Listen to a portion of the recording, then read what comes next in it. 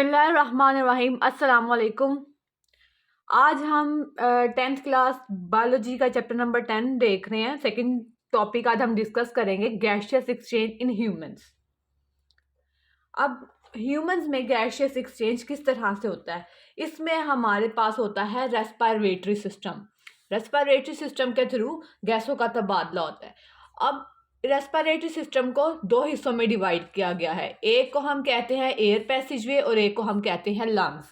सबसे पहले हम देख लेते हैं कि एयर पैसेजवे में कौन कौन से ऑर्गन्स, कौन कौन से हिस्से शामिल हैं जहां से एयर जो है वो पास करती है और ब्लड में आती है। तो सबसे पहले देख लेते हैं नेजल कैविटी। बॉडी में नेजल कैविटी की दो ओपनिंग्स है। एक को हम कहते हैं एक्सटर्नल और एक को हम कहते हैं इंटरनल। ठीक है। अब नेजल कैविटी बेसिकली क्या चीज है? It opens to outside by opening. Diagram से मैं आप क्लियर कर देती हूँ। जो हमारा नाक है, नाक के पास यहाँ पर जिस हिस्से से एयर हम इनहेल करते हैं, ये जो पार्ट है इसे हम कहते हैं नेजल कैविटी। ठीक है, इसे हम कहेंगे नेजल कैविटी। अब नेजल कैविटी जो है ये बेसिकली एक कैनाल है, एक पैसेज है जहां से हवा ने गुजरना है। अब नेजल कैविटी जो है वो टू पोर्शंस में डिवाइड है। ये टू पोर्शंस कौन कौन से हैं? इन टू पोर्शंस को कहते हैं नॉस्ट्रिल्स। यहाँ पे जो हमारे नाक के पास दो ओपनिंग है बाहर वाली साइड पे, जहाँ से जो कि एक वॉल के थ्रू जो है वो डिवाइड हुई हुई है, उसे हम कहते हैं nostrils. It divides in two portion by a wall. It contains hairs and mucus. ये जब आप नाक का स्ट्रक्चर देखते हो, नोज का स्ट्रक्चर देखते हो, तो नोज में दो सुराख हैं। उन सुराखों को हम कहते हैं नॉस्ट्रिल्स। अब ये जो नॉस्ट्रिल्स हैं इनके अंदर दो चीज़ें होती हैं। एक हेयर्स होते हैं। ठीक है, ये हेयर बड़े फाइन होते हैं। फाइन क्यों होते हैं? कि ये एक स्पेसिफिक जो है वो मैनर से अरेंज हुए होते हैं। इनका काम क्या होता है? इनका काम होता है कि जब हम इनहेल करते हैं, सांस लेते हैं, तो हवा जो जिस्म के अंदर आ रही है उसके अंदर जो डस्ट पार्टिकल्स है, उन डस्ट पार्टिकल्स को ये फिल्टर आउट कर देता है। ठीक है, तो इसके अलावा जो म्यूकस हमारे नोज में मौजूद होता है नॉस्ट्रिल्स के अंदर, उस म्यूकस का काम है कि जो हवा बॉडी के अंदर आ रही है उसको मॉइस्ट कर दे, उसमें नमी पैदा कर दे। ठीक है, अब जैसे बाहर आपका 4 डिग्री सेल्सियस चल रहा है लेकिन बॉडी का नॉर्मल टेम्परेचर 37 है, तो ये एयर जो हमारे पास हेयर और म्यूकस हैं ये दोनों मिलके क्या करेंगे? ये जो हमारी बॉडी में एयर आ रही है उसको मॉइसन कर देंगे और दूसरा उसको वार्म कर देंगे। यानी कि इनका काम है कि जो बाहर से हमारे पास एयर आ रही है उसका ऐसे मेंटेन कर देंगे जैसे बॉडी का टेम्परेचर होता है, यानी कि उसको वो बॉडी के टेम्परेचर के अकॉर्डिंग मेंटेन कर देंगे। अब जब नेजल कैविटी से एयर जो है वो जाती है अंदर, हमारे नाक से जब हम सांस लेते हैं तो हवा अंदर जाती है तो वो आती है फेरिंग्स में। अब फेरिंग्स हमारे पास क्या है? Internal nostrils lead to pharynx. जो हमारे पास नोज है वो क्या है? नोज हमारे पास उसकी दो, हमने देखा था कि एक्सटर्नल ओपनिंग होती है और इंटरनल होती है। अब एक्सटर्नल में कौन सी आ जाती है? नॉस्ट्रिल्स। अब इंटरनल में हमारे पास है फेरिंग्स।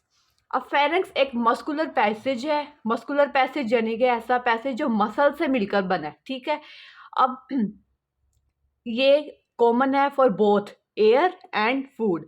यहाँ से हवा भी गुजरती है, यहाँ से फूड भी गुजरता है। अब किस तरह से गुजरता है ये डायग्राम में देखते हैं। बेसिकली ये जो नेजल कैविटी यहाँ पर आ रही है, इस साइड पे जो ब्लू कलर का मैंने मार्क किया हुआ है इसको हम कहते हैं फेरिंग्स।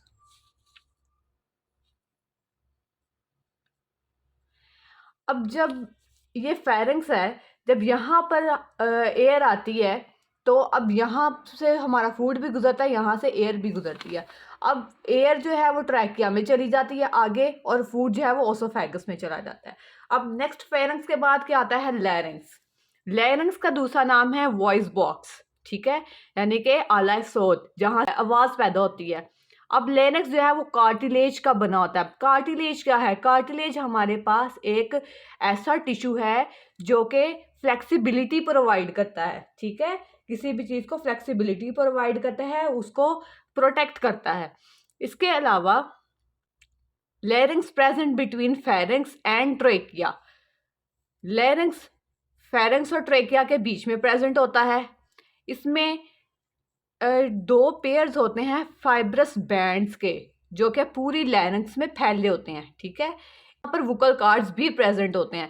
वोकल कार्ड्स का क्या काम है? जब भी वोकल कार्ड्स जो है वो वाइब्रेट करते हैं तो साउंड प्रोड्यूस होता है, ठीक है। तो बेसिकली लैरिंक्स जो है वो वॉइस बॉक्स है, और वॉइस बॉक्स का क्या काम है? वॉइस बॉक्स का काम है कि ये आवाज़ पैदा करता है। अब आवाज़ किस तरह पैदा होती है कि हम जो लैरिंक्स है इसके अंदर वोकल कॉर्ड्स होते हैं, वोकल कॉर्ड्स जब वाइब्रेट करते हैं तो साउंड प्रोड्यूस होता है। ह्यूमन बीइंग है, ह्यूमन बीइंग के अंदर स्पेसिफिक करेक्टरिस्टिक है कि वो बोल सकता है, ठीक है, यानी कि उसके अलग अलग अल्फाज, अलग अलग आवाज़ें उसकी निकलती हैं। वो क्यों निकलती हैं? कि जब चीक्स, लिप्स, जॉज और टंग, मतलब हमारे फेस का, हमारे मुंह के सारे ऑर्गन्स मिलके जो है वो मूव करते हैं, वोकल कॉर्ड्स वाइब्रेट करते हैं, तो ही साउंड प्रोड्यूस होता है, ठीक है। अब ये जो लैरिंक्स है इसको डायग्राम के थ्रू देख लेते हैं। ये जो जूम इन मैं इसकी डायग्राम आपको यहाँ पर दिखा रही हूँ, ये जो ब्लू वाला पार्ट है इसको हम कहते हैं फेरिंक्स। फेरिंक्स बुक में अभी पीछे हमने क्या पढ़ा है कि ये दो में डिवाइड होता है, एक फूड पाइप में और एक विंड पाइप में, ठीक है। तो जो जहाँ से फूड पास होता है उसको ओसोफेगस कहते हैं, और जहाँ से एयर पास होती है उसको हम कहते हैं ट्रेकिया, ठीक है। अब फेरिंक्स के फ्लोर पे, यानी कि जहाँ फेरिंक्स खत्म हो रहा है, ठीक है, वहाँ पर ट्रैकिया के ऊपर हमें एक ये पिंक कलर का जिसको मैंने इंडिकेट किया है, हमें एक ये मस्कुलर पैसेज नज़र आ रहा है, इसे हम कहते हैं लैरिंक्स, ठीक है। ये मैंने यहाँ पर इंडिकेट कर दिया है, पिंक कलर इंडिकेट्स लैरिंक्स, ठीक हो गया। अब लैरिंक्स के ऊपर एक यहाँ पर जो ब्लैक कलर है ये ग्लोटिस को इंडिकेट कर रहा है। ये जो ब्लैक कलर है ये बेसिकली हमारे पास जो है ना ग्लोटिस एक सुराख होता है, ठीक है, सुराख होता है। अब इसका आगे क्या फंक्शन, अभी आगे पढ़ते हैं। और ये येलो वाला ये इसका ढक्कन होता है सुराख का, ठीक है, तो इसे कहते हैं एपिग्लोटिस। अच्छा, आपको यहाँ पर बताया ग्लोटिस और एपिग्लोटिस, अब इसको डिटेल में देखते हैं।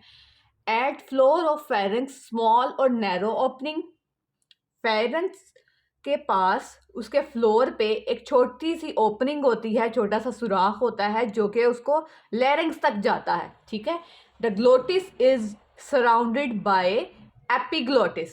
ये जो ग्लोटिस है, ठीक है, इस ग्लोटिस के ऊपर एक जो है वो एपिग्लोटिस होता है। एपी मतलब अपोन, किसी चीज के ऊपर, ठीक है, एपी मतलब अपोन, तो यानी कि ये ग्लोटिस के ऊपर की एक लेयर है। It is flap of tissue, tissue से ये बना होता है। इसका काम क्या होता है? ये ग्लोटिस की हिफाजत करता है, ठीक है।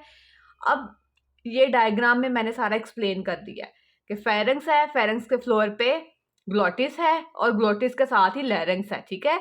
ये ग्लोटिस जो है वो लैरिंक्स की तरफ जा रहा है, और ग्लोटिस किससे गार्ड है? By a flap of tissue called epiglottis, ठीक है। अब ये सारी चीज़ें यहाँ पर मौजूद हैं, ये इस पोर्शन में, ठीक है। अब आगे देखते हैं कि आगे क्या है। जब ग्लोटिस से होती हुई, लैरिंक्स से होती हुई जो एयर है वो ट्रैकिया में जाती है, तो ट्रैकिया में जब एयर आती है, ठीक है, तो क्या होता है? ट्रैकिया बेसिकली एक विंड पाइप है, इसको हम कहते हैं कि ये हवा की नाली है, ठीक है, विंड पाइप हवा की नाली। ये 12 सेंटीमीटर इसकी लेंथ है, it is 12 centimetre long in front of oesophagus. ये जो ओसोफेगस है, ओसोफेगस के सामने ट्रैकिया होती है, ये ट्रैकिया, ठीक है। यहाँ पर ये जो पिंक कलर का है इसे हम कहते हैं ट्रैकिया, ठीक है। अब ट्रैकिया क्या है? 12 सेंटीमीटर लॉन्ग है। अब इसके अलावा ट्रैकिया के अंदर सी शेप कार्टिलेज होते हैं, जो कि एक रिंग की तरह का कार्टिलेजिनियस स्ट्रक्चर बनाते हैं, जो उसकी पूरी दीवार में मौजूद होते हैं। अब ये सी टाइप के क्यों होते हैं? आपने अक्सर कुर्बानी करते हैं, कुर्बानी के दौरान या फिर आप गोश्त लेने दुकान पे जाते हो तो उन्होंने अब फेफड़े जो है वो लटकाए होते हैं, ठीक है। या फिर आप कुर्बानी के टाइम देखते हो तो वो जिस तरह का वो एक पाइप आ रहा होता है उसकी हवा की नाली का, और आगे दो फेफड़े लटक रहे होते हैं, बिल्कुल इसी तरह जो है वो ह्यूमन बॉडी में होता है। तो वो जो पाइप आ रहा था उसको हम कहते हैं ट्रेकिया, ठीक है। अब ट्रेकिया जो है इसमें सी शेप कार्टिलेजिनियस हमारे पास रिंग्स होते हैं। कार्टिलेजिनियस रिंग्स क्या होते हैं, बेसिकली ये कार्टिलेज से बने होते हैं। इसके अलावा ट्रैकिया के पास सीलिएटेड एंड ग्लैंडुलर सेल्स होते हैं, ठीक है। अब ये जो सीलिएटेड ग्लैंडुलर सेल्स हैं इनका क्या फंक्शन है, इनका बेसिक फंक्शन ये है कि जब कोई भी एयर बॉडी में एंटर होती है नेजल कैविटी के थ्रू, ठीक है, तो यहाँ पर तो नॉस्ट्रिल्स में जो है वो हेयर भी मौजूद है, ठीक है। इसके अलावा यहाँ पे ह्यूमिडिटी भी प्रोवाइड होती है, मॉइस्चर हो जाता है, जिससे ये क्या करते हैं फिल्टर कर देते हैं एयर को। लेकिन सम टाइम क्या होता है कि ये एयर जो होती है इसमें कुछ ऐसे पार्टिकल्स रह जाते हैं जो कि फिल्टर आउट नहीं होते और वो आ जाते हैं ट्रेकिया तक। अब ट्रेकिया का काम ये है कि वो जो पार्टिकल्स हैं या तो उन पार्टिकल्स को स्वॉलो कर ले, ठीक है, आगे भेज दे ओसोफेगस में ताकि वो फूड के साथ बाहर निकल जाए जिस्म से, ठीक है, या फिर वो स्नीजिंग के थ्रू, छींक के थ्रू बाहर निकाल देता है उस पार्टिकल को, ठीक है। तो सीलिएटेड एंड ग्लैंडुलर सेल्स का ये फंक्शन था, ठीक है। आगे देखते हैं कि कार्टिलेज क्या है। यहाँ पर हमने पढ़ा कि ट्रैकिया कार्टिलेजेनियस रिंग से बना है। अब कार्टिलेज क्या है, कार्टिलेज हमारे पास स्ट्रॉन्ग फ्लेक्सिबल कनेक्टिव टिश्यू है। कनेक्टिव टिश्यू जो चीज़ों को जोड़ता है आपस में, ठीक है। It protect joints and bones. इसका काम क्या है कार्टिलेज का, कार्टिलेज का ये काम है प्रोटेक्ट करता है और बोन्स को ज्वाइन करता है। ये क्या करता है कि ट्रैकिया को जब हवा नहीं होती उसको कोलैप्स करने से रोकता है, ठीक है। जब हवा नहीं होगी तो कोलैप्सिंग से इसको बचाता है। अब एयर जो है वो ट्रैकिया से आ जाती है ब्रोंकाई में, ठीक है। अब यहाँ पर इस डायग्राम में ब्रोंकाई कहाँ पर है, ये हमारे पास विंड पाइप था पिंक कलर में जिसे मैंने हाईलाइट किया हुआ है। अब ये जो येलो कलर है इसको हम कहते हैं ब्रोंकाई, ठीक है। अब ब्रोंकाई जो है वो दोनों लंग्स में चली जाती है। इट डिवाइड्स इनटू 2 लंग्स, ठीक है। Division of trachea in 2 small tubes, cartilaginous plates, क्योंकि पीछे से यहाँ पर जो है ये सी शेप कार्टिलेज आ रहा है, जो अब ये आगे डिवाइड होगा तो इसमें भी कार्टिलेज होगा, लेकिन यहाँ पे कार्टिलेज ज़्यादा कॉम्पैक्ट फॉर्म में है। आगे आगे थोड़ा सा जो है वो कार्टिलेज थोड़ा नरम होना शुरू हो जाता है। अच्छा, each bronchi enters to the lung divide into smaller branches. हर ब्रोंकाई अपने साइड के लंग में चली जाती है और फर्दर ब्रांचेस में डिवाइड हो जाती है। इसमें भी सीलिएटेड एंड ग्लैंडुलर सेल्स होते हैं, जो मैंने अभी पीछे बताए हैं कि ट्रैकिया जो है वो अनवांटेड पार्टिकल्स को किस तरह से बाहर निकाल देता है, मुंह के जरिए छींक के साथ, या फिर बॉडी से बाहर निकाल देता है ओसोफेगस के थ्रू। ब्रोंकाई का सिंगुलर जो है वो ब्रोंकस होता है, ठीक है। यानी कि एक सिंगल ये जो है इसको हम ब्रोंकस कहेंगे, दो को हम ब्रोंकाई कहेंगे। ब्रोंकाई जो है वो फर्दर आगे शाखें बना देती हैं। जैसे आप कह लो एक दरख्त के तने हैं और तने से फर्दर जो है वो काफ़ी सारे पत्ते लगे हैं, उसकी शाखें निकल रही हैं। तो वो जो शाखें हैं वो फेफड़ों में जाकर उन्हें हम क्या कहेंगे, उन्हें हम कहेंगे ब्रोंक्यूल्स, ठीक है। अब ब्रोंक्यूल्स जो है ये सेवरल फाइन ट्यूब्स में डिवाइड होती जाएंगी और यहाँ पर आकर कार्टिलेज पीछे जो था वो कम हो गया था, यहाँ आकर मजीद कम हो जाएगा या फिर आहिस्ता आहिस्ता ख़त्म होना शुरू हो जाएगा। और यहाँ पर ट्यूब्स जो है वो ट्रैकिया में उसका साइज थोड़ा बड़ा था।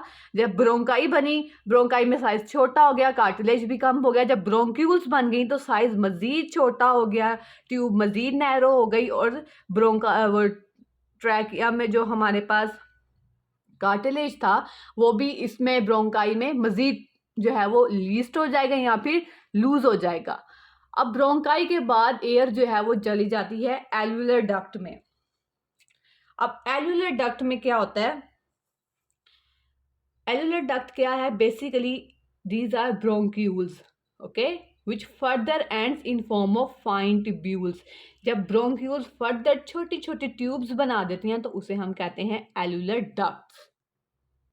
अब ये डायग्राम में देखें कि ये जो ब्रोंक्यूल्स हैं ये एंड हो रही हैं यहाँ पर, ये जो पॉइंट्स हैं ये वाले, ये आखिरी पॉइंट जो इनके एंड्स हैं, ठीक है, इन एंड्स को हम कहते हैं एल्व्यूलर डक्ट।